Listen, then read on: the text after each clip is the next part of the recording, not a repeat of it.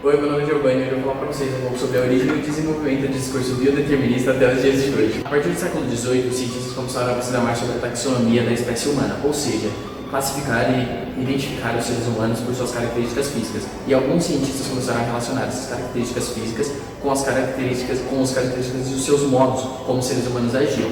Um exemplo disso foi o cientista Carlos Linneu, que disse em uma de suas obras que os negros eram comandados pelos caprichos, ou seja, eles eram indolentes, e os brancos, europeus, basicamente, eram comandados pelos costumes.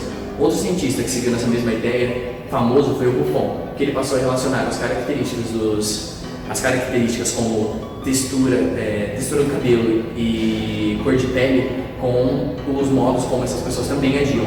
E outro cientista que seguiu nessa mesma vibe foi o Petrus Camper, que ele passou a desenvolver uma hierarquia entre as raças e basicamente determinou que os chineses, negros, brancos e símios possuíam uma hierarquia diferente.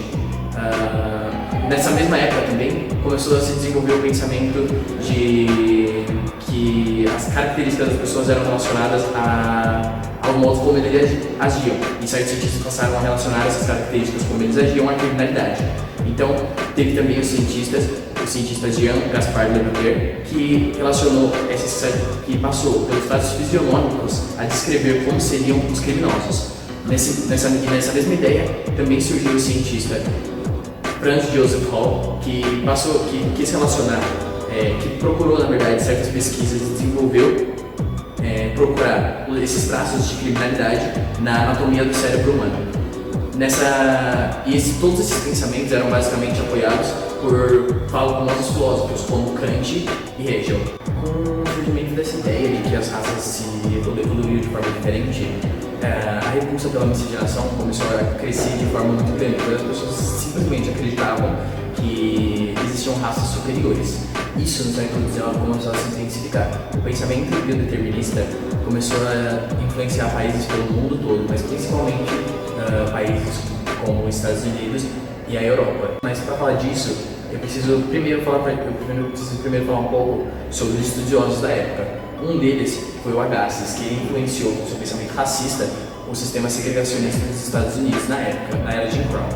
A era de Jim Crow consiste basicamente na ideia de que os negros deveriam ser separados dos brancos. Isso começou a aumentar e foram começados a criar leis, principalmente no sul dos Estados Unidos, onde os brancos e os negros deveriam ficar separados em locais públicos, como escolas, trens, ônibus e banheiros. Dessa forma, com todo esse pensamento racista, a criminalidade contra os negros nos Estados Unidos começou a crescer de uma forma intensa e começou a aumentar os números de estupro e linchamentos e até mesmo os números de morte contra os negros.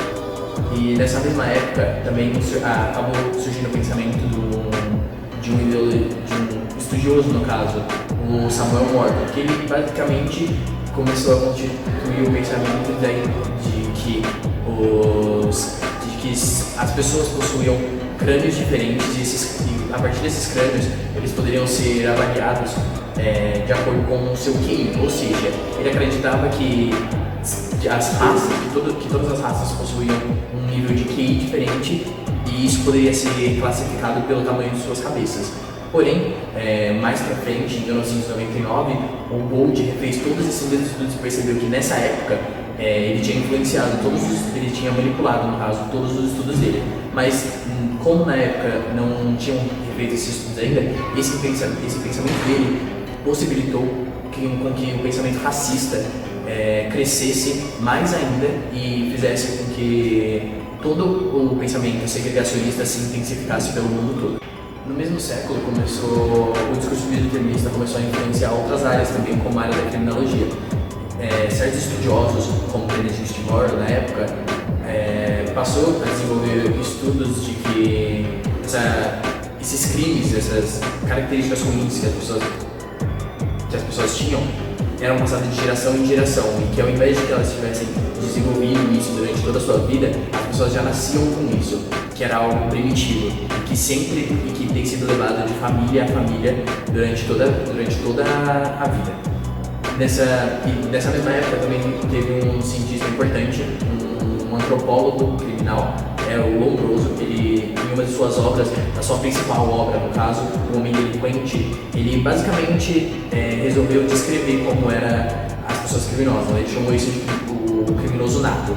E ele colocou certas características, como ele dizia que os crânios eram menores, que eles possuíam orelhas de abano e dentes protuberantes. E com todos esses pensamentos de tantos estudiosos na época, acabou surgindo também a ideia de raça nacional, onde as pessoas achavam que existia uma raça homogênea e que ela deveria ser preservada. E desse mesmo pensamento, com influências de Darwin e Mendel, Galton acabou criando a ideia de eugenia.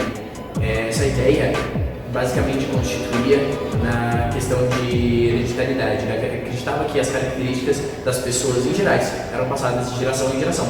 Não só as características físicas, como a gente sabe hoje em dia, mas sim características como dons e também a criminalidade. Se você sabe tocar algum instrumento, essa característica seria passada de família para família e assim por diante. Porém, após a sua morte, esse pensamento foi completamente distorcido. Ele morreu em 1909 e a partir de 1911, ao invés de, como ele acreditava, que a sociedade, apesar de possuir todos esses pontos ruins, elas deveriam se unir e crescer em si, em conjunto, e assim se desenvolver para uma melhoria, as pessoas passaram a distorcer completamente esse pensamento e achar que, ao invés de toda a sociedade melhorar em conjunto, eles deveriam simplesmente exterminar uma parte dela, a que eles achavam que era pior. Agora vamos falar um pouco do século XX. No século XX, o pensamento biodeterminista e eugenista tinha se intensificado por todo o mundo, mas principalmente nos Estados Unidos e em diversos países da Europa. Os Estados Unidos, nessa época, já tinha mais de 24 estados com leis segregacionistas pelo país. E, além disso, por esse pensamento desse intensificado, diversas pessoas em si, magnatas, empresas, passaram a investir muito mais nessas leis segregacionistas. Um dos principais influenciadores dessa época foi o Charles Davenport, que levou essa ideia de eugenia por todo o mundo e fez com que essa admiração pela eugenia crescesse.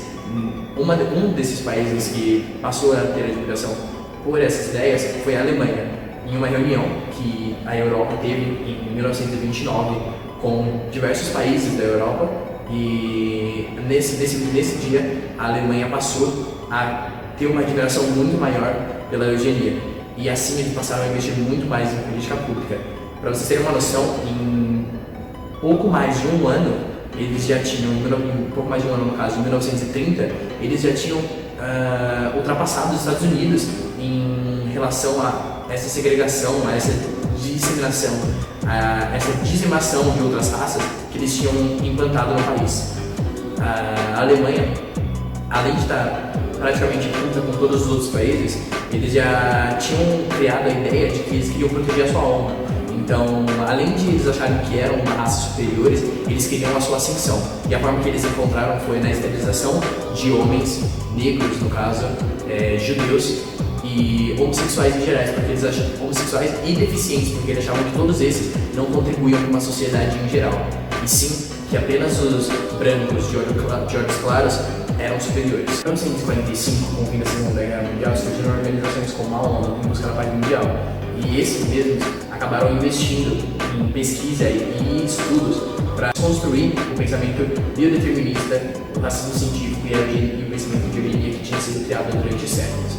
Um dos principais cientistas que influenciaram essa desconstrução foi o Gould, em 1991, que na sua obra A Falsa Medida do Homem, refez diversos testes que tinham sido feitos durante os outros séculos por cientistas, e basicamente ele viu que toda essa falsa hierarquia que foi construída, esses testes que foram feitos, era tudo uma mentira e que tudo tinha sido manipulado pelos cientistas. Mas, apesar dessas pesquisas, dessas pesquisas terem sido feitas e todo o pensamento de eugenia ter sido praticamente desconstruído e provado com diversos testes que não havia diferença entre negros, brancos e amarelos, como tudo que é bom dura pouco, cientistas ainda assim resolveram acreditar que existia uma diferença. Eles queriam investir nessas pesquisas e nisso, em 1994, Murray com seu amigo Ernest fez uma pesquisa. Por ser um cientista político, ele fez uma pesquisa nos Estados Unidos vendo o teste de QI entre negros e os brancos. Só que ele não levou em tudo isso em conta a questão social, em tudo que tinha acontecido,